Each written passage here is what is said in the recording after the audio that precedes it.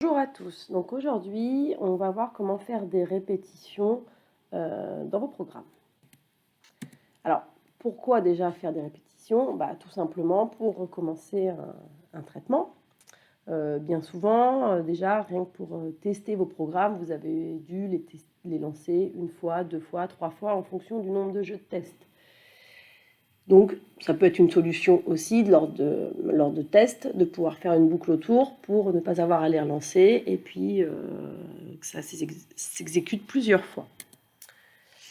Ça peut être aussi tout simplement parce que vos programmes le nécessitent. Si par exemple on veut calculer le prix d'une commande, mais autant de fois qu'il y a de commandes à gérer, il faut bien qu'il y ait une boucle pour ne pas devoir relancer le programme à chaque fois. Ça peut être aussi pour vérifier une saisie utilisateur. Jusqu'à présent, on a fait des programmes dans lesquels on n'a pas vraiment vérifié si l'utilisateur avait bien saisi R pour rouge, V pour vert. On a juste admis que forcément, il avait fait les bonnes saisies avec des prix forcément supérieurs à 0. Donc l'idée maintenant, c'est de faire des programmes un peu plus scrupuleux qui vont vérifier les saisies. Donc du coup, tant que la réponse ne sera pas celle attendue, on va lui indiquer qu'il a fait une erreur et qu'il doit refaire la saisie. Et ça se fait avec une boucle parce qu'une erreur ne se commet pas forcément qu'une seule fois. Il faudra le faire tant que l'erreur n'est pas corrigée. Les différentes structures. On a le do-while. En français, c'est le faire tant que. C'est-à-dire qu'on va faire les instructions tant que la condition est vraie. Donc dans cette structure, on fait déjà les choses une fois et on vérifie à la fin s'il est nécessaire de répéter les instructions. Donc voilà, vous voyez que en C, on mettra le do, on ouvre les accolades avec les instructions dedans. Bien sûr, s'il n'y a qu'une seule instruction, comme pour le if, on n'est pas obligé de mettre des accolades, mais dans des while, c'est moins fréquent d'en avoir qu'une seule instruction. Mais pourquoi pas? Et la condition sera exprimée, c'est exactement la même chose qu'un si, sauf que cela se répète. Donc c'est les mêmes genres de conditions qu'on a vues au cours précédent. Et de la même manière aussi, on va décaler les instructions, on va les indenter pour que on puisse visuellement voir tout de suite qu'elles sont à l'intérieur du do-while. La condition peut être simple ou multiple, comme pour les if. Donc je rappelle, multiple, c'est quand on met des et des ou. Et attention dans le do-while, effectivement, à ne pas oublier le point-virgule à la fin du while.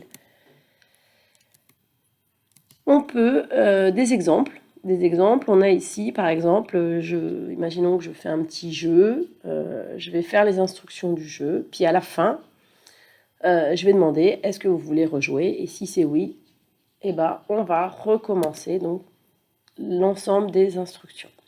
Vous avez l'exemple ici, en C, donc do, printf rejouer, vous voulez vous rejouer en gros. On lit la réponse, on la stocke dans rejouer de type char puisque c'est un caractère et on teste si cette variable rejouée est égale à O et si c'est égal à oui, donc on relance le programme. On pourra tester si rejouer est égal à grand O ou rejouer égal à petit o si on veut gérer le fait que l'utilisateur puisse taper O en majuscule ou en minuscule. Ça peut être utile aussi pour relancer un programme avec un menu. Vous vous rappelez, on a fait avec les menus, vous avez fait la calculatrice. Donc exemple ici, si vous avez un petit programme, non pas la calculatrice, mais avec un menu, par exemple, taper 0 pour quitter, 1 pour jouer, 2 pour voir les scores. L'idée, c'est qu'on va répéter toutes les instructions du programme tant que le choix ne sera pas 0. Et dès que c'est 0, on sort, c'est fini. En C, voilà ce que ça donne, do while, le choix différent de 0. Et ici, choix est un entier puisqu'on a mis des options 0, 1, 2 pour quitter, jouer et voir les scores.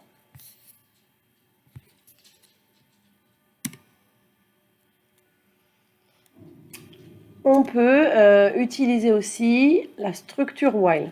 D'accord? Donc là, on a vu le do while. Je fais et à la fin, je me demande si je recommence. Le while, c'est l'inverse. On se demande tout de suite, est-ce que je fais les instructions? Et on va dire, tant que c'est vrai, je fais les instructions. Donc, du coup, les instructions, si on ne rentre pas dans la condition, elles peuvent ne jamais être exécutées puisque le test a lieu en tout premier, hein, ce qui est différent du do while de tout à l'heure. On commence par while condition. Là, on ne met pas de point-virgule parce que c'est le début. On ouvre les accolades avec les instructions à l'intérieur. Exemple, ça peut être utile pour vérifier une saisie utilisateur. Exemple, on lui demande de saisir son type, si c'est F pour femme ou H pour homme. Et tant que ce n'est pas correct, on va lui dire afficher erreur et relire le type. Exemple en C, ce que ça donne. Je lis le type, je n'oublie pas de faire un F-flush devant le scanf pour C. Et je dis que tant que le type est différent de H et que le type est différent de F, parce que ce qu'on veut, je rappelle, c'est soit H ou F. Donc l'erreur, ce serait le contraire. Donc le contraire de ou égale à H ou égale à F, c'est différent de H et différent de F. Donc tant que cette boucle, tant que cette condition est vraie, c'est-à-dire tant qu'il n'a pas fait ce qu'il fallait, on va lui afficher le petit message d'erreur et on va lui refaire faire la saisie. Attention, lorsqu'on est dans une vérification de saisie utilisateur, on veut à tout prix un message utilisateur. Vous devez bien lui indiquer qu'il a fait une erreur. C'est impossible de faire boucler l'action sans lui notifier qu'il a commis quelque chose de mal, parce que sinon, d'un point de vue ergonomique, c'est complètement absurde. Pour ceux qui ne connaissent pas, il y a le point d'exclamation qui est très intéressant. Ça signifie pas ou non logique, on va dire. Donc, exemple ici, c'est utile pour répéter tant que la réponse n'est pas ce qu'on attend. Exemple, je reprends ma saisie utilisateur, différent de H et différent de F. On pourrait écrire, tant que je n'ai pas type égale H ou type égale F, je fais un message d'erreur. Donc il faut bien comprendre que cette boucle est équivalente à celle-ci, puisque la condition, le pas veut dire non, donc ça veut dire que c'est le contraire de ça. Et le contraire de ça, on l'a vu, c'est que le ou se transforme en et que l'égal se transforme en différent. Alors ça peut être utile parce que souvent, finalement, on se mélange un peu les pinceaux lors des vérifications de saisie. Naturellement, vous allez voir, la plupart d'entre vous, vous n'allez pas mettre des et ici. Vous allez tenter de mettre des ou et du coup, ça ne va pas marcher. Donc, une des solutions, ça peut être d'exprimer ce que l'on veut. Et donc, tant qu'on n'a pas ce qu'on veut, on refait la saisie. Maintenant, on va dire c'est une solution facile, plus facile, je pense, à exprimer et à retenir. Mais on vous demandera quand même de savoir faire les deux. Hein. L'une ne permet pas d'effacer l'autre solution. Boucle infinie avec un while, effectivement, on peut éventuellement, c'est pas ce qu'il y a de plus fréquent, mais on peut envisager de se dire je vais faire une boucle infinie, comme ça le jeu joue sans cesse, ou peut-être j'ai un programme qui doit tourner en fond, qui tourne sans cesse. C'est une possibilité qu'on peut éventuellement casser en faisant un break. Vous savez, le break, on l'a déjà vu dans le switch. Si vous faites un break dans un while, il faut savoir, par exemple, je sais pas moi, vous allez dire si j'ai gagné, je break. Donc if, je sais pas, gagner égale 1, break. Ça fait sortir de la boucle. Mais normalement, il faut quand même se poser la question, il ne faut pas abuser des breaks. Normalement, on doit pouvoir exprimer s'il y a une condition pour sortir de la boucle dans le while. Et si on veut vraiment faire une boucle infinie, on utilise ce genre de choses. C'est pratique pour vos tests aussi. Vous les testez autant de fois que vous voulez, puis vous faites un CTRL-C pour sortir quand vous avez fini. C'est plutôt du mode debug, on va dire. Ensuite, la structure for. Ça, c'est lorsque on connaît à l'avance le nombre de répétitions. C'est-à-dire, si je sais que je dois faire 10 fois le traitement, ou 20 fois, ou NB fois, c'est mieux d'utiliser un for. Un for, ça ressemble à ça. Ici, pour i égale début, donc début ça peut être 0, pour i égale 0, jusqu'à ce que, et tant que i est inférieur à fin, je sais pas moi, ça peut être 10, on dit qu'on incrémente i de NB. Alors NB, ça peut être 1, ça peut être 2, ça peut être 3, ça peut être ce qu'on veut. D'accord? Bon. Ici, début, fin, NB n'ont pas été initialisés. C'est juste pour mettre un mot derrière les valeurs ou variables que vous devez mettre ici. Ça correspond ici à la valeur de début, à la valeur de fin. Et ici, donc, au pas. On a pour coutume donc d'appeler le compteur qui tourne dans cette boucle i. Je vous ai mis la syntaxe aussi en algo, en pseudocode. On ne va pas trop s'y attarder. Et on sépare bien tout par des points-virgules. Effectivement, c'est ce qu'on va voir après, c'est que si je commence à i égale 0 jusqu'à ce que i, tant que i plutôt, soit inférieur ou égal à 10, il faut bien sûr que j'augmente à chaque fois le pas. Parce que si je compte à l'envers, si je compte à 0 et que je fais moins 1, moins 2, moins 3, je ne vais jamais atteindre ma variable de fin. Donc il faut faire attention à ce qu'on fait, car on peut effectivement faire des boucles où le i augmente, mais on peut faire aussi des boucles où le i diminue. Ici, on enlève. Et donc si vous observez, c'est tant que i sera supérieur ou égal à fin.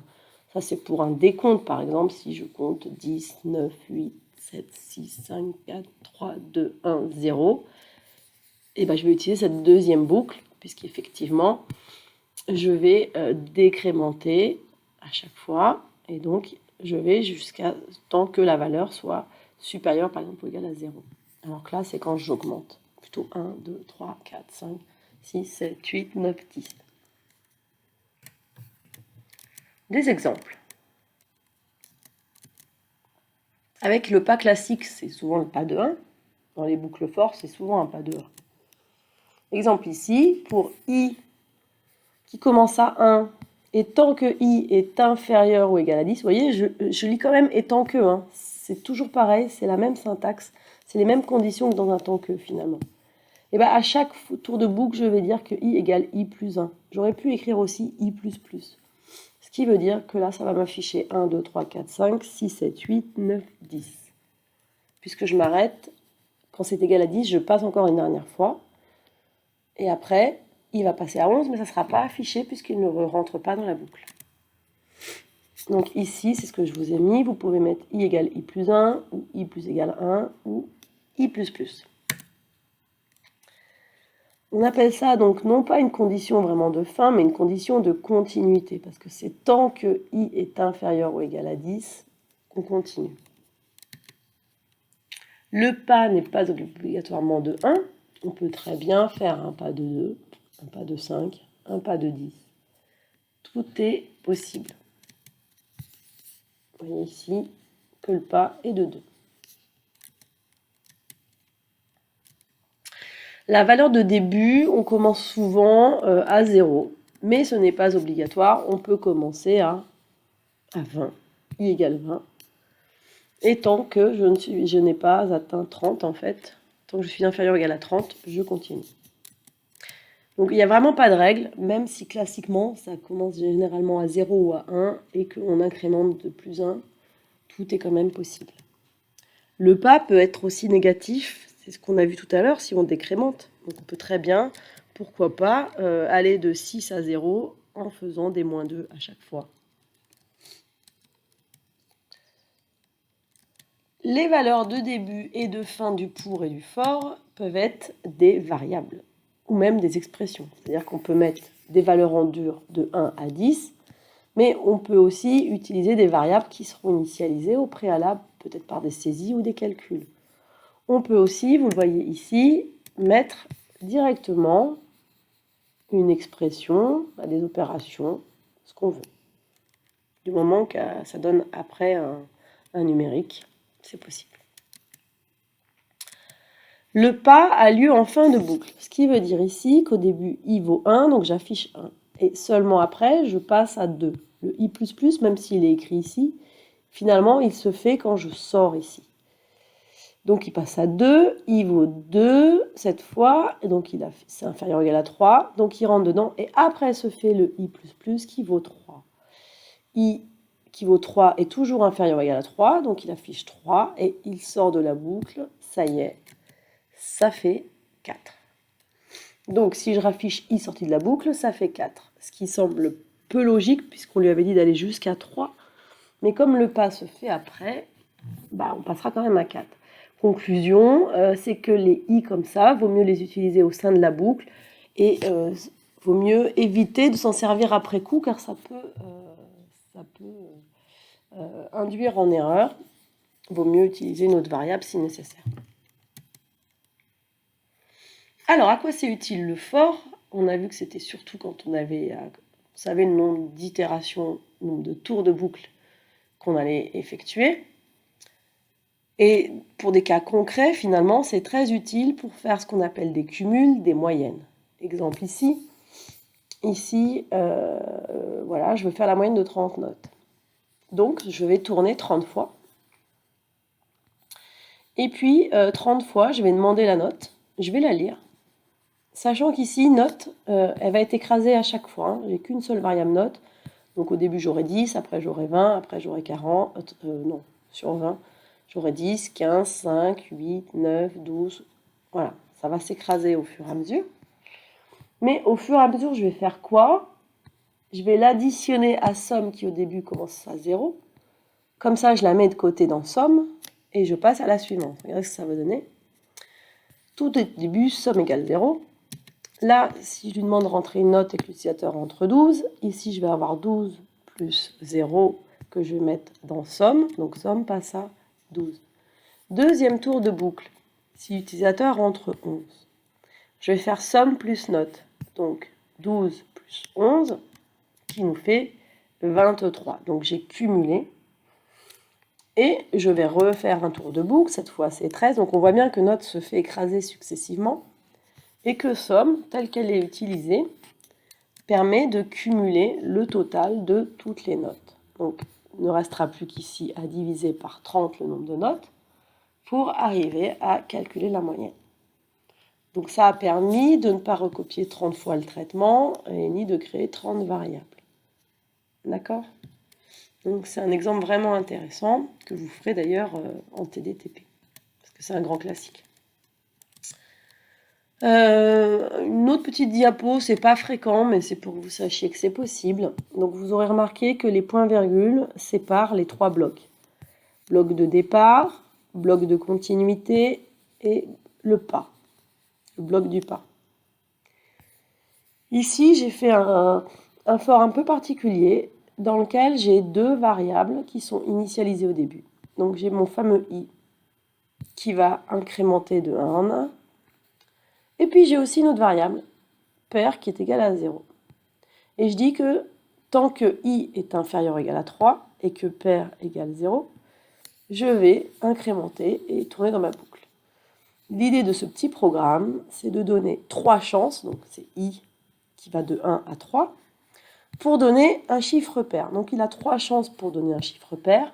On est bien d'accord que si à la première chance, il a trouvé son chiffre pair, on veut sortir de la boucle. C'est pourquoi ici, on dit bien qu'on continue tant que je suis inférieur ou égal à 3 pour déjà pas passer à 4 essais. Et tant que pair égale 0, c'est-à-dire qu'il a raté en gros. Hein. Pair égale 0, c'est comme dire que pair c'est faux. Parce que si vous regardez bien ici, à un moment donné, je vais tester la valeur que l'utilisateur va saisir. Et je vais dire que si le modulo par 2 est égal à 0, c'est-à-dire si le reste de la division est égal à 0, c'est donc que c'est un nombre pair. Donc je vais mettre pair à 1. Ce qui fait que du coup, quand je vais revenir ici, si jamais pair est égal à 1, et même si je suis seulement à i qui vaut 2, je vais sortir de la boucle. Donc c'était un exemple ici, effectivement, où vous mettez plusieurs expressions dans les blocs de départ et le bloc de continuité. On peut envisager aussi de faire plusieurs pas. Tout dépend du problème.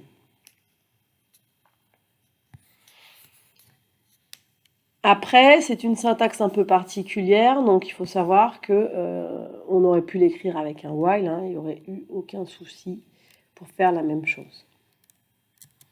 Donc en gros, je récapitule pour ceux qui n'auraient pas tout saisi à l'algo. À chaque tour de boucle, je vais demander une valeur paire à l'enfant. On va lire sa valeur. Si la division par 2 ne fait pas de reste, c'est que c'est bien une valeur paire, donc je le mets à 1. Sinon, je lui dis que ce n'est pas une valeur paire et j'ai pas vraiment besoin de mettre paire à 0 parce que par défaut, je l'avais mis à 0 pour que justement je puisse rentrer tout de suite dans cette boucle, dans cette condition pour effectuer ce code. Et donc on voit bien que c'est seulement quand j'aurai trouvé une valeur paire que je vais changer cette variable et que donc ça me fera sortir de la boucle. Ça, c'est ce qu'on appelle des variables un peu, des flags, des choses comme ça, où on met à 0 pour dire que c'est faux et à 1 pour dire que c'est vrai. Ça sera très utile. Voilà ce que je vous ai mis. Ici, la condition, il peut y avoir plusieurs choses, mais attention, il faut que ce soit assemblé par des opérateurs logiques. Sinon, ça ne va pas fonctionner. C'est vraiment comme le temps Q. Il faut le savoir, toutes ces structures, while, do while et for, sont toutes interchangeables. On est bien d'accord que pour boucler 30 fois, je peux démarrer à i égale 1, et je peux dire, tant que i est inférieur ou égal à 30, et je boucle comme ça. Ici, ça va être la même chose. Je peux mettre i égale 1, et tant que i est inférieur à 30, et puis j'incrémente. Mais je peux utiliser aussi le for pour boucler de 1 à 30. Voilà. Donc on voit que les trois écritures vont mener à la même chose. Maintenant, concrètement, on voit aussi sur ces trois exemples qu'il y a toujours une structure plus adaptée que les deux autres.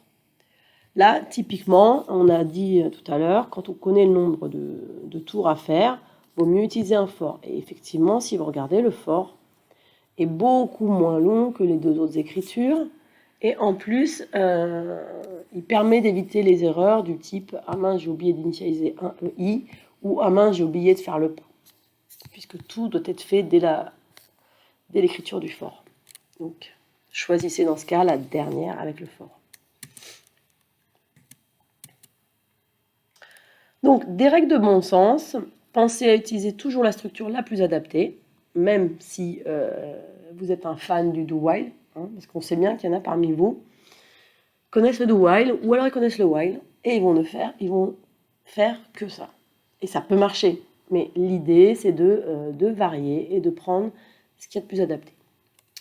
Et veillez surtout, règle de bon sens, à ne pas écrire de boucle infinie sans le vouloir. Bon, ça, vous allez vite vous en rendre compte en compilant, mais ce serait quand même intéressant que vous arriviez à le détecter avant même de compiler. D'accord ? Donc pour être sûr que ce soit OK, vos boucles, il faut toujours vérifier que la variable que vous utilisez pour la condition, pour le while, ou le do while, ou la condition de continuité, il faut être sûr qu'elle évolue. D'accord ? Typiquement, là, ici, je teste le type. Mais si dans la boucle, je n'affecte pas à nouveau le type, je ne vais donc jamais changer sa valeur, et je vais donc boucler à l'infini. Là, c'est visuellement, on le voit tout de suite, d'accord ? Autre exemple ici. Ici, on a i, alors ça c'est un autre type d'exemple, i égale 0. Et on dit que tant que i est différent de 9, on incrémente. Donc là, i évolue. Mais comme on va de 2 en 2 en partant de 0, on sera toujours différent de 9 puisqu'on sera toujours pair. Donc c'est complètement stupide aussi.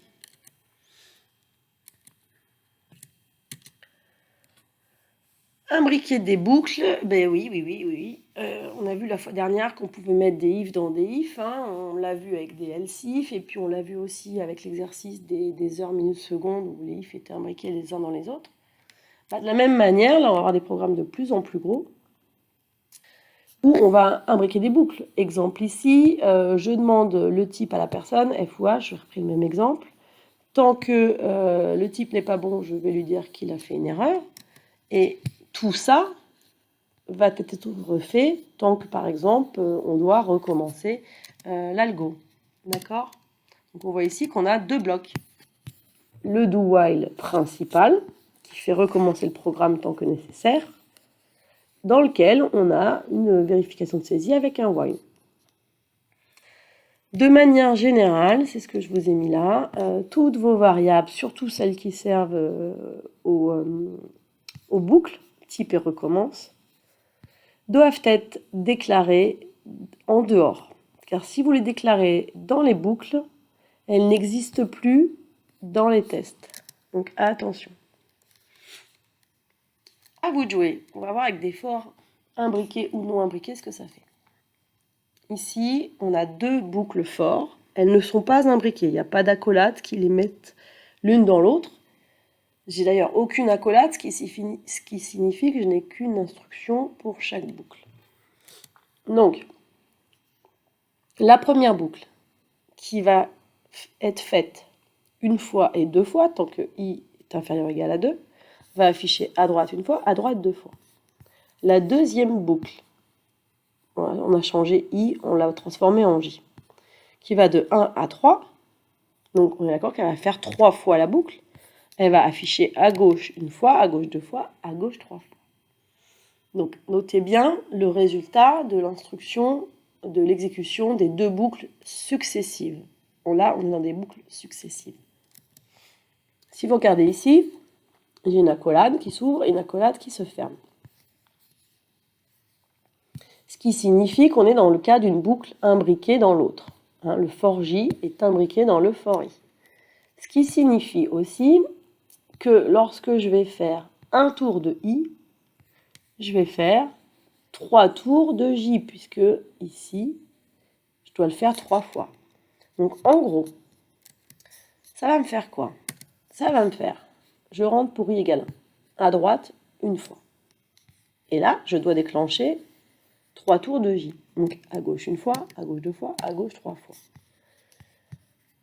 Une fois que j'ai fait mes 3 tours, hop, j'arrive là, donc je retourne dans mon for, puisque I vaut 1, et que je suis passé à I++, donc maintenant I vaut 2. Donc ça rentre dans la condition. Donc ça va m'afficher cette fois à droite 2 fois, et je vais faire 3 tours de gauche.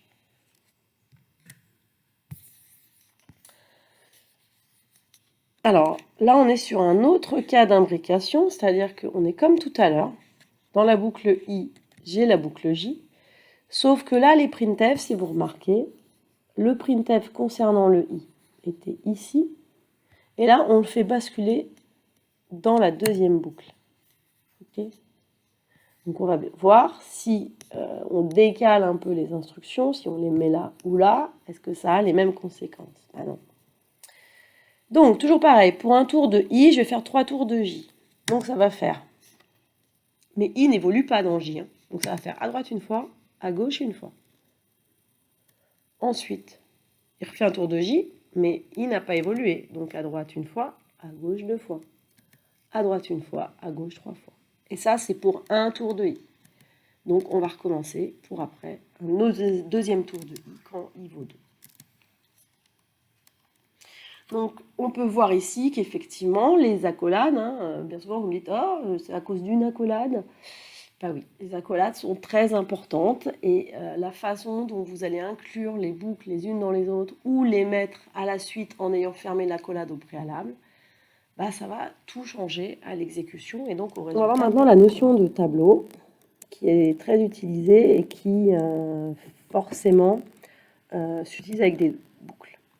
Alors les tableaux, ça sert à quoi? Ça sert à conserver en mémoire beaucoup d'informations de même nature. Exemple, si j'ai besoin de stocker 120 notes, ou même 30, je vais utiliser un tableau pouvant contenir, donc une grosse variable pouvant contenir 120 informations. Ça sert donc à limiter le nombre de variables, puisqu'on n'aura besoin que d'une pour stocker les 120 valeurs. Par contre, elles seront forcément du même type.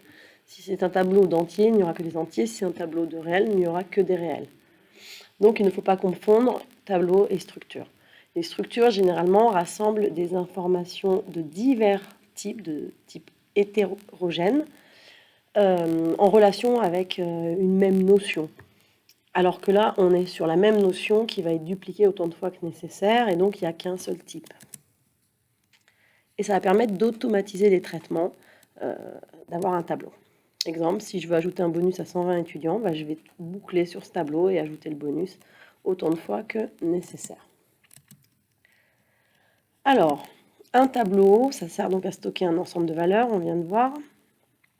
Ces valeurs sont stockées de manière contiguë au sein de la mémoire. Voilà, donc on peut faire une représentation conceptuelle.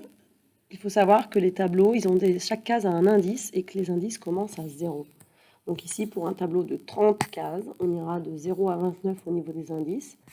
Et on aura les valeurs ici pour stocker éventuellement les notes, si c'est des notes, 10, 15, 20, 12, 14, etc. Et qu'en mémoire, tout ça, c'est juste contigu dans la mémoire.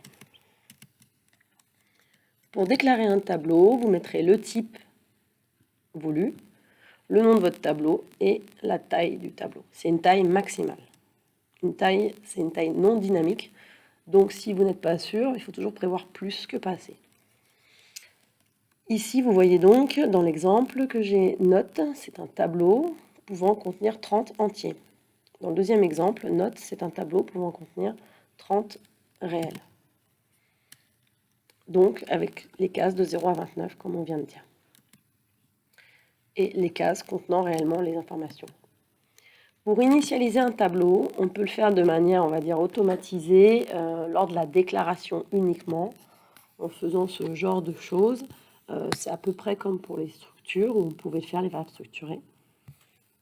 C'est-à-dire qu'on va faire une affectation, mais ça marche uniquement dès la déclaration. Et donc, ça mettra des zéros systématiques dans les 30 cases.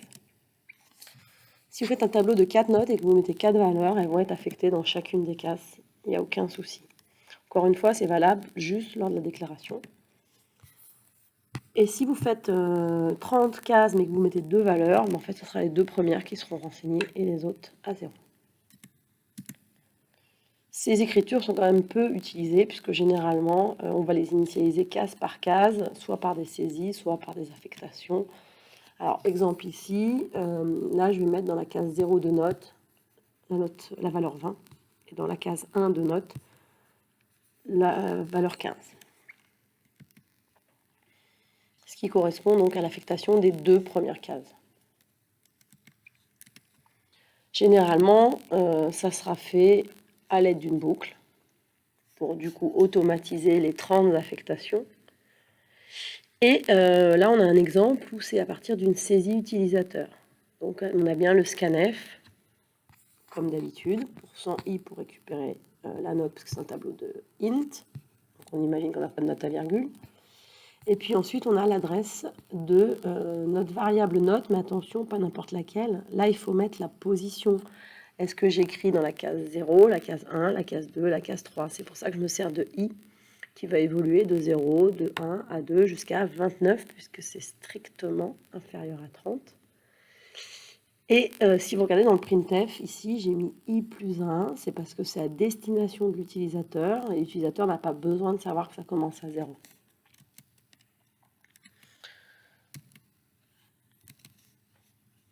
Au niveau, petit conseil, c'est-à-dire que pour tout ce qui est de taille, si vous le désirez, vous pouvez très bien créer votre constante, ici, define nbnote 30, afin de l'utiliser partout.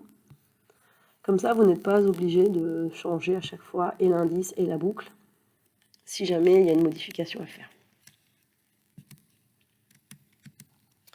Afficher un tableau, ça correspond à afficher chaque case à l'aide d'une boucle. Exemple ici, i varie de 0 à nbnote, i augmente à chaque fois, et on va afficher chaque case, note de i, sous forme d'un entier. Il n'existe pas de raccourci ou de fonction magique qui ferait tout ça pour vous. Petit aparté sur les tableaux, c'est les chaînes de caractères. Les chaînes de caractères, ce sont aussi des tableaux de caractères. Exemple ici, quand je déclare char mot de 8, ça veut dire que j'ai 8 caractères possibles. Attention tout de même, une vraie chaîne de caractères, c'est un tableau de caractères qui doit contenir un anti-0. Ça signifie quoi? Ça signifie tout simplement que quand je fais char-mot de 8, soit je stocke 8 caractères et je ne suis pas dans le contexte d'une chaîne de caractères. Je suis dans le contexte de 8 caractères indépendants les uns des autres, que je dois gérer comme un tableau. C'est-à-dire avec des boucles pour l'afficher, avec des affectations case par case. Exemple ici. Dans mon tableau mot, je vais pouvoir stocker A, B, C, D, E, F, G, H. Il faudra que je travaille case par case. Ou je peux stocker 7 caractères avec en dernière place un anti-0. Alors, à quoi ça sert cet anti-0? C'est un marqueur de fin de chaîne. Alors, pourquoi a-t-on besoin d'un marqueur de fin de chaîne? Parce que je rappelle que quand vous dites ici que c'est 8 maximal, et en fait c'est plutôt 7 si c'est une chaîne, parce qu'on est obligé de mettre une taille maximale. Mais votre mot, il est peut-être en 3 lettres. Et s'il est en 3 lettres, il faut qu'il y ait un marqueur pour que le printf, quand il va vouloir l'afficher, il faut qu'il s'arrête aux 3 premières cases. Et donc, c'est ce symbole anti-0 qui est mis automatiquement à la fin. Quoi, à la fin? Pas forcément à la dernière case, hein, à la fin du mot. Si c'est 3 lettres, il sera mis ici, en 4e position. Donc, du coup, c'est lui qui marque la fin de la chaîne. Et c'est grâce à ça que les fonctions qui travaillent sur les chaînes vont pouvoir s'arrêter dans leur traitement. Parce qu'elles aussi, elles travaillent case par case. Donc l'utilisation, elle peut être faite comme pour les tableaux, c'est-à-dire qu'on peut s'amuser à faire ce genre de choses. J'initialise la case 0, la case 1, la case 2, la case 3, la case 4 et la case 5 par un caractère et mon anti-0. On peut s'amuser, mais on est bien d'accord que ça revient au même que de faire char-mot de 8 égale faire. Donc concrètement, il y a peu de chances que vous fassiez ce genre de choses. Mais ça revient au même. L'initialisation, elle peut aussi être faite comme ceci, sur une seule ligne. C'est ce qu'on a eu tout à l'heure. Dès lors de la déclaration, on peut mettre autant de valeurs que nécessaire pour mettre dans notre tableau, qui revient à la même chose que tout à l'heure, hein, c'est-à-dire écrire ceci. Quand on ne met pas de taille, il faut savoir que par défaut, ça va s'adapter. Donc on n'aura pas de taille maximale, mais on aura une taille pile poil sur mesure pour le mot qu'on vient de mettre. Donc attention, si on veut le changer, ça peut être compliqué parce qu'il faudra le même nombre de lettres. Il faut savoir que quand on fait un égal faire entre guillemets, l'anti-0 est ajouté automatiquement. C'est pas à vous de le gérer.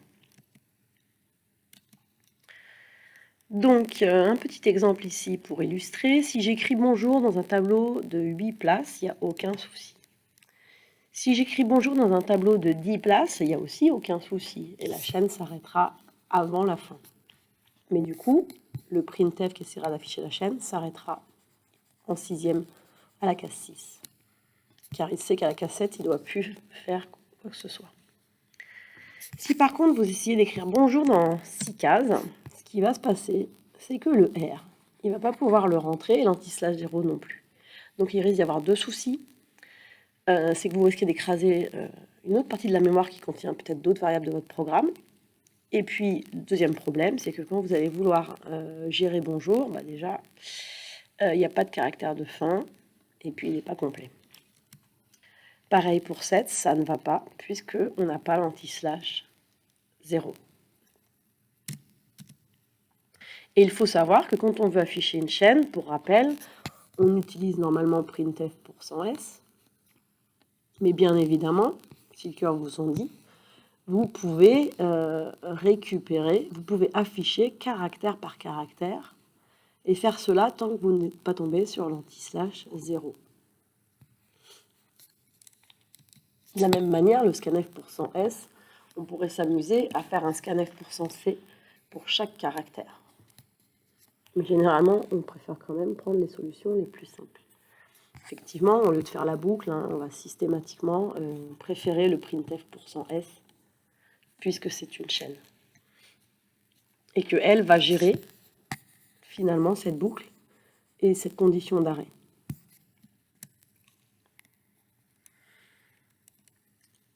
L'anti-slash 0 sert de condition de fin, effectivement. Car on ne veut pas afficher les 41 cases possibles, mais uniquement la chaîne qui a été stockée dans ces cases. On peut faire tout ce qu'on veut sur une chaîne comme si c'était un tableau. Exemple, ici, si j'ai un nom et un prénom qui ont été initialisés, je peux dire que je veux, par exemple, récupérer les initiales, c'est-à-dire la première case du nom et la première case du prénom. Il n'y a aucun souci. Et puis, même si on peut toujours travailler avec les chaînes comme sur des tableaux, il faut savoir qu'il y a quand même un bon paquet de fonctions dédiées aux chaînes qui peuvent être très utiles et qui peuvent vous simplifier la vie, d'accord? C'est ce qui se trouve dans string.h. Donc, ce qui signifie aussi que dès lors qu'on les utilise, normalement, on doit faire un -include string.h en haut du programme. Donc là, je vous ai mis toutes les fonctions qui existent. Là, vous l'avez en ligne, hein, si vous regardez chercher sur Internet. Et j'ai détaillé 3 fonctions qu'il faut vraiment connaître. Première fonction, c'est le strcmp, string compare, c'est pour comparer deux chaînes. Donc, si vous regardez ici, c'est ce qu'on appelle sa signature, on voit qu'il y a 2 paramètres, const char étoile str1, const char étoile str2. Ça veut dire qu'en gros, c'est string 1 et string 2. Char étoile, c'est pareil que char crochet, on va dire pour l'instant pour faire simple. Et const, c'est juste pour indiquer que la fonction string compare ne va pas modifier les chaînes que vous lui passez. Exemple ici de l'utilisation. Ici, vous regardez, j'utilise le str compare. Alors oui, j'ai quand même pas tout dit. Donc, il sert à comparer str1 et str2. Et il faut bien étudier le paragraphe return pour comprendre comment elle fonctionne. Elle retourne 0 si les deux chaînes sont identiques. Une valeur plus grande que 0 si le premier caractère dans str1 est plus grand que dans str2 et l'inverse sinon.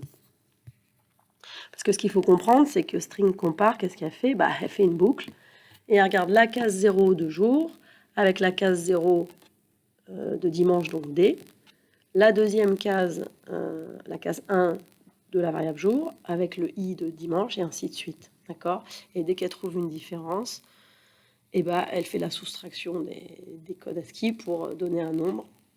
Donc, nous, généralement, ce qu'on veut faire, c'est regarder l'égalité. Est-ce que, par exemple, le jour, c'est dimanche? Et souvent, vous avez envie d'écrire si jour égale dimanche, comme on ferait pour un entier, si A égale 2. Or, on n'a pas le droit. Il faut utiliser str compare, qui va comparer jour à dimanche. Et si jamais c'est égal à 0, c'est qu'ils sont identiques. Donc, on peut afficher c'est dimanche. Deuxième exemple ici, en utilisant 2 variables, non1 et non2. On pourrait comparer non1 et non2 pour voir s'ils sont identiques. Là, j'ai comparé une variable avec une constante dimanche. Rien n'empêche d'utiliser 2 variables. Donc ça, c'est une base. Dès que vous voulez tester l'égalité de 2 chaînes, vous n'avez pas le choix, vous devez utiliser str compare. Attention à ne pas confondre chaîne et caractère. Exemple, si vous reprenez vos exos, l'exercice où il fallait un code couleur rouge ou vert, si vous mettez R ou V, vous mettez égal R ou égal V. Si par contre vous voulez que l'utilisateur tape rouge et vert, là il faut utiliser str compare. str copy, fonction aussi très utile si vous devez affecter une chaîne en fonction du code. Exemple, vous aviez avec l'exercice je suis un ado, je suis un enfant, un pré-ado ou un adulte. Certains ont fait les printf directement dans les if, d'autres ont affecté ces textes à une variable pour afficher à la fin la variable, le statut en fait. Donc, pour faire ça, on ne peut pas faire une simple affectation, puisque vous l'aurez compris, une chaîne, c'est un tableau de caractères, et les caractères s'affectent un par un. À part lors de la première déclaration, lorsqu'on déclare non, on peut mettre directement Gruson dedans, par exemple. Mais sinon, si on le fait à un autre moment du programme, c'est pas possible. Donc du coup, il faut utiliser strcopy. Là, c'est le rappel que je vous fais là. J'ai le droit d'écrire char nom de 41 égale Gruson. Mais je n'ai pas le droit de déclarer une chaîne de 41 places et plus tard dans le programme de dire non égale Gruson. Ça, c'est pas possible. Donc du coup, c'est à ce moment-là qu'il faut utiliser strcopy. Troisième fonction utile, c'est strlen. Ça sert à avoir la longueur d'une chaîne, parce qu'on connaît la taille maximale, 41, mais ici, la longueur s'arrête à 6. Donc ça, c'est strlen qui permettra de le savoir. Donc on lui passera ici en paramètre la chaîne, et on récupérera le résultat qu'elle renvoie dans une variable nbcarac. Ah oui, une dernière, il y en avait 4. C'est str4. str4, ça sert à concaténer des chaînes. Concaténer deux chaînes, c'est comme additionner deux chaînes. Exemple, si j'ai une chaîne bonjour et une chaîne comment ça va, si je veux que les deux ne fassent plus qu'une, bonjour comment ça va, je vais additionner, donc je vais concaténer bonjour à comment ça va. Et du coup, ça nous fera une seule chaîne. Exemple ici. Bonjour personnalisé est vide. J'ai un prénom ici.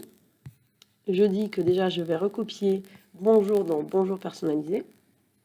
Et après, je vais concaténer mon prénom à bonjour personnalisé qui est égal à bonjour, auquel je vais encore concaténer un point d'exclamation. Ce qui fait que quand je vais afficher bonjour personnalisé, que contient bonjour personnalisé, il va contenir donc le bonjour qu'on a recopié, le prénom qu'on a concaténé et le point d'exclamation qu'on a concaténé. Donc ça va contenir tout ceci. On va un petit peu plus loin dans les notions encore. Les tableaux à deux dimensions. Quand vous allez vouloir travailler avec un tableau de chaîne, exemple typique, on veut stocker les jours de la semaine, et ben c'est un tableau de 7 cases qui, chacune des cases, peut contenir jusqu'à 9 caractères. D'accord? Donc on le voit ici. J'ai mes 7 cases. 1, 2, 3, 4, 5, 6, 7, de 0 à 6. Et dans chacune, je vais avoir 9 cases pour stocker lundi, mardi, etc. Quand je vais vouloir afficher ce tableau, je n'aurai qu'une simple boucle à faire. Et comme chacune des cases contient une chaîne, je l'afficherai avec le %S. Tableau à deux dimensions. Alors, exemple ici, si je fais un tableau de 6 par 6, généralement, alors c'est un exemple où on stocke les tables de multiplication, là de 0 à 5. Généralement, vous avez une représentation plutôt comme ça, à deux dimensions, d'accord? On fait 0 fois 0, 0, 1 fois 1, 2 fois 1, 2, etc. Ça, c'est la représentation qu'on a de base. Maintenant, en programmation, il faudrait plutôt la comprendre comme ceci. C'est-à-dire que je vais avoir 6 cases qui contiennent elles-mêmes 6 cases. D'accord? Et donc, c'est comme ça qu'on va le dire. Là, en case 0 et sous case 0, donc c'est l'équivalent de 0 fois 0, ça fait 0, et ainsi de suite. Voilà, la vraie représentation, c'est celle-ci en fait. C'est qu'on a des 6 cases, des grosses 6 cases qui contiennent elles-mêmes. Du coup, pour travailler avec un tableau à deux dimensions, il faudra utiliser une double boucle.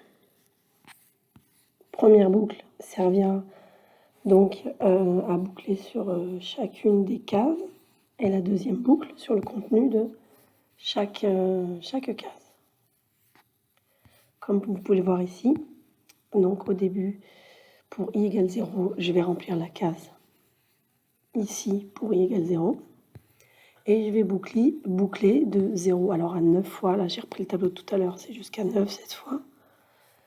Pour initialiser chacune des cases en 0, 0, 0, 1, 0, 2, jusqu'à 0, 9.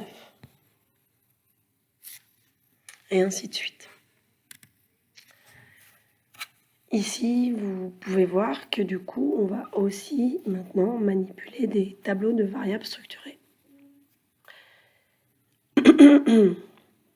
Effectivement, ici, résultat course est une variable pouvant stocker 3 éléments de type temps.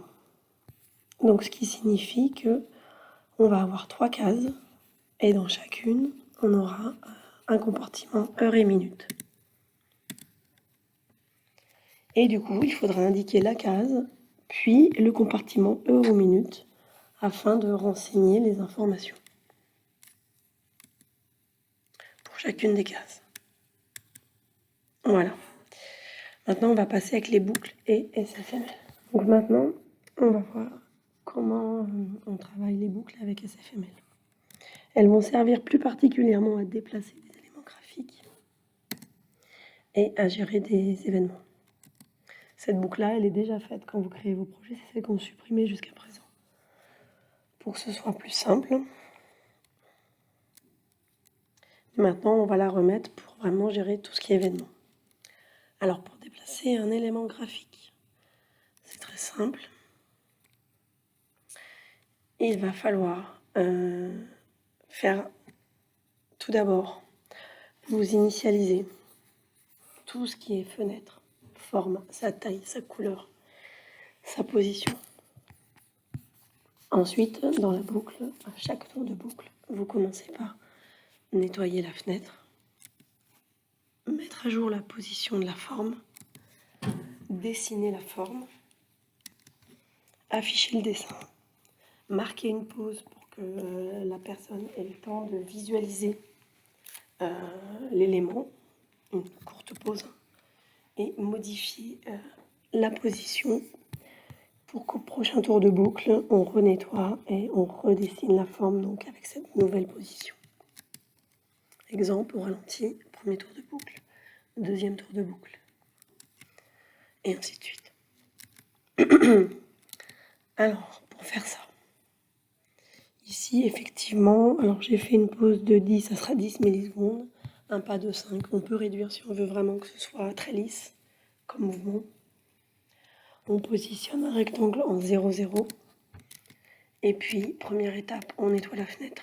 Deuxième étape, on met à jour la position. On positionne l'élément. On le dessine. Et puis ensuite, on l'affiche. On marque une pause. Et on augmente le pas. Et ainsi de suite. Alors, si je prends ce code, je vais faire un projet Codeblox.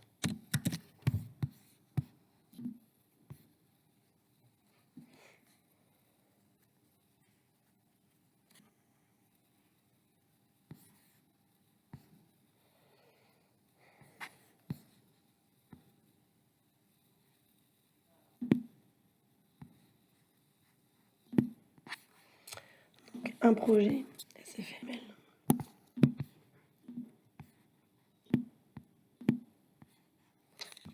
Une démo, déplacement.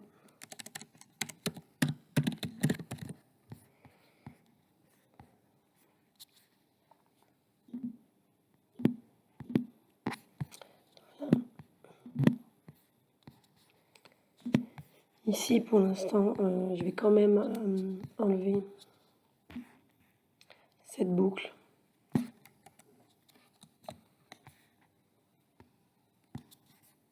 Ça, je vais l'enlever parce que je l'ai déjà. Je vais rajouter mon using namespace SF. Alors, est-ce que j'ai pas fait de bêtises? Ça a l'air d'être bon. Donc là, on voit le rectangle qui a avancé. Donc, on va pouvoir... Il y a quand même des sauts parce que le pas est de 5. C'est quand même plus propre parfois avec un pas de 1 seulement. Ça va être du coup un petit peu plus lent. Vous voyez la barre qui avance. Donc, on va pouvoir jouer comme ça entre la pause et le pas à faire des mouvements. Voilà, elle continue à avancer, mais elle est en dehors de la fenêtre.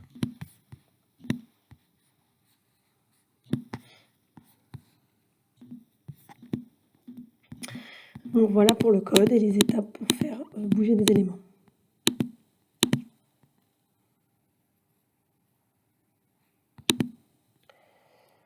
On va pouvoir gérer les événements.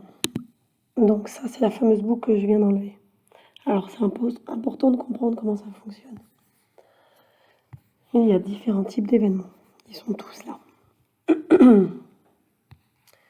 Il y a close, c'est quand on ferme.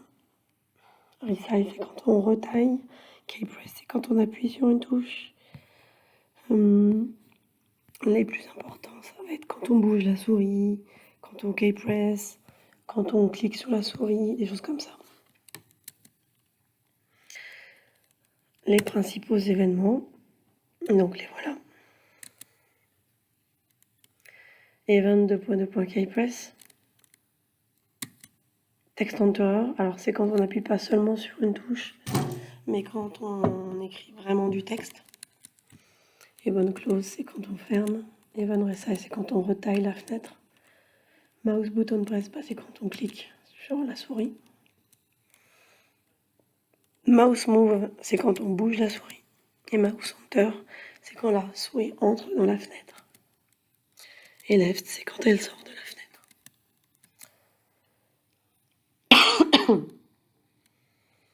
Donc attention. Certaines actions utilisateurs vont générer plusieurs événements successifs. Exemple.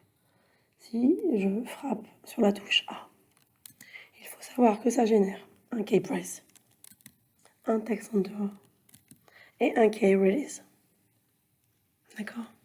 Quand je vais bouger la souris, je peux, en même temps que je la bouge, faire une entrée de souris dans la fenêtre et une sortie. Du coup, comment ça fonctionne? Là, j'ai repris la boucle qui est donnée généralement toute faite par les projets. Donc, app, on peut mettre fenêtre sinon. Parce que moi, je mets fenêtre d'habitude. Donc, tant que la fenêtre est ouverte, ce qu'on va faire, c'est qu'on va dire tant qu'on arrive à attraper des événements, tant qu'on intercepte des événements. Alors, pour ça, il faut déclarer avant une variable event de type event. Elle est prête à accueillir les événements qui se passent. Et après, à l'intérieur de cette boucle, on va switcher, tester quel type d'événement c'est. Est-ce que c'est un événement du type close, keypress? Et en fonction de ça, on va faire des instructions.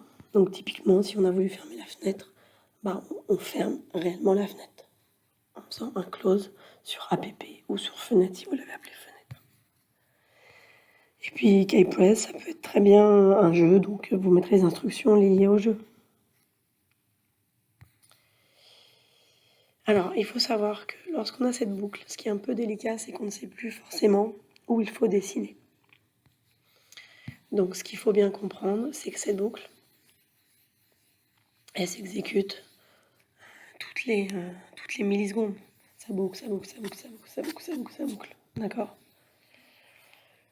Donc, pour tout le temps, vérifier si elle est ouverte. Et tout le temps, vérifier s'il y a des événements. Donc, ça, c'est très rapide, et puis ça passe à la suite.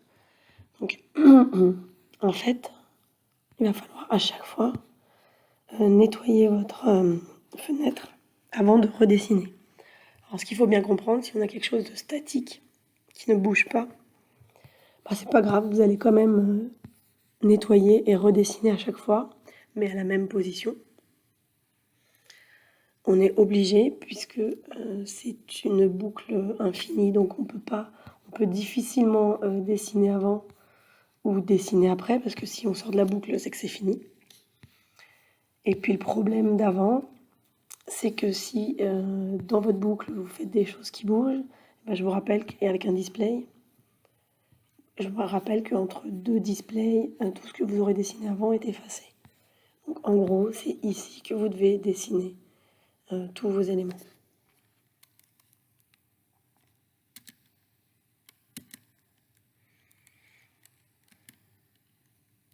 Donc là, c'est des traitements spécifiques. Ça peut être, par exemple, si vous voulez déplacer quelque chose. Quand on appuie sur une touche, en gros, c'est ici qu'il va falloir calculer les nouvelles positions. J'ai bien dit calculer. Parce que les dessins, vous avez intérêt à les faire toujours ici. Très important. Une fois qu'on a intercepté l'événement, on sait que c'est du type bouton de souris ou bouton de souris ou du texte entrée, on peut générer des traitements. Mais des fois, on a besoin d'informations supplémentaires sur l'événement. Par exemple, lorsque c'est du texte enterreur, on a peut-être besoin de savoir quel est le caractère qui a été frappé. Lorsque c'est un mouse move, on a peut-être besoin de savoir la position de la souris. Et lorsque c'est un clic, on a peut-être besoin de savoir quel clic, droit, gauche, etc. Alors, comment ça fonctionne? Il faut savoir qu'un objet event, au début dans le switch, on teste son type, d'accord? Mais cet objet, il contient 12 informations, d'accord? Donc c'est énorme. Elles sont là. Il contient key, mouse move, mouse button. Et j'ai mis tous les autres là. D'accord? Mais les plus importants pour nous, ça va être ces trois-là. C'est-à-dire que quand on crée, quand il chope un événement, c'est une grosse variable structurée avec ces trois champs, plus d'autres encore. Mais ces trois-là vont être très utiles. Les autres aussi, mais pour l'instant, cela suffit. Il y a donc un champ key qui est aussi une structure, hein, c'est un peu comme de la randonnée, des variables dans des variables. Et dans key, on peut avoir le code qui correspond donc aux touches A, B, etc. On peut avoir, il y a 4 booléens pour savoir si on a éventuellement tapé une touche de contrôle. On a mouse move. Dans mouse move, on a la position en X et en Y. Mouse button dans la position en X et en Y. Et on a le bouton. Et on va pouvoir tester si c'est mouse left, mouse right, mouse middle, etc. Et voici les autres informations disponibles dans un événement. Alors, pour résumer. Lorsqu'il chope un événement, la boucle while poll event, il initialise une grosse variable avec la variable type qui nous permet effectivement de switcher le type si c'est mouse move, si c'est mouse click, etc., mouse press, Et puis vous avez tous les trois dont on vient parler, key, mouse move et mouse button, plus les autres. Alors ce qu'il faut bien comprendre, c'est que cette organisation, cette structure, elle est la même pour tout type d'événement. C'est-à-dire que je clique sur la souris ou que je tape sur le clavier, j'ai cette même structure. Ce qui est un peu étrange parce que si finalement je n'ai fait qu'un clic, que je n'ai fait que bouger la souris, il n'y a que ces informations-là qui vont être bien renseignées. Vous voyez, il ne peut pas bien renseigner key, il ne peut pas bien renseigner le mouse button, puisqu'on n'a fait que bouger la souris. Donc en gros, vous avez une méga variable avec plein d'informations, plein de champs prévus. Mais en fonction du type d'événement, il n'y a qu'un champ, voire deux, qui peuvent vous intéresser. Les autres sont mal initialisés, puisqu'en fait, ils ne sont pas concernés. C'est organisé comme ça. Donc, il ne faut pas vous faire avoir. Bien tester le type d'événement, et en fonction du type d'événement, accéder, si vous voulez, au champ qui correspond. Exemple ici, c'est mouse move 2 avec un D, parce que c'est le type d'événement. Alors j'accède au champ mouse move et je vais pouvoir avoir les positions en X et en Y. Mais je ne vais pas rentrer dans key ni dans mouse button, parce qu'il sera incapable d'avoir des informations cohérentes. Ça donne quoi? Un exemple. Là, donc je switch le type de l'événement. Donc c'est un événement de type mouse button press. Donc je peux accéder dans événement au champ mouse button qui contient entre autres le button. Il contient aussi la position en X et en Y, on l'a vu tout à l'heure, mais aussi le button. Donc je vais pouvoir accéder aux informations de l'événement liées au mouse button, puisque c'est un mouse button press l'événement. et récupérer le bouton. Et je vais pouvoir tester avec des constantes si c'est un clic droit ou un clic gauche. Donc tout ça, ça peut paraître un petit peu lourd au début, c'est pour ça que de toute façon on vous aide, il y a toujours des éléments dans l'énoncé. Maintenant, il faut quand même comprendre le fonctionnement global, savoir qu'un événement, c'est une grosse variable structurée qui contient des champs, 12 champs, dont le type, c'est celui que vous switchez dès le début. Et les 11 autres champs, bah, il n'y en a que 1 ou 2 qui vont vous être utiles en fonction du type d'événement. Voilà, ça c'est important. Et donc, pour rentrer dans les champs, bah, c'est comme les verbes structurés. On y accède avec les points. Et après, on a tout un paquet de constantes, de choses pour tester les choses. Un autre exemple très utile, c'est pour avoir des infos sur une frappe de touche. Donc là, on va switcher par l'événement type et on va regarder quel type d'événement c'est. Si c'est un événement keypress, bah, on va tester le code, le champ code du champ key qui se trouve dans événement. Et on va tester ici avec une constante, si par exemple c'est la touche A ou la touche B. D'accord? Ça, c'est pour une frappe de touche. Voilà, donc c'est déjà 2 exemples pour déjà savoir gérer un petit peu la souris et une touche. Alors, je ne peux pas gérer tous les événements, vous faire la démo de tout. Après, c'est un mécanisme à comprendre. Et puis, vous avez la doc, de toute façon, si jamais vous posez trop de questions. Donc, voilà. Bon, désolé pour ma voix, c'est compliqué. J'espère que vous aurez tout compris et que les TP vont bien se passer. Merci.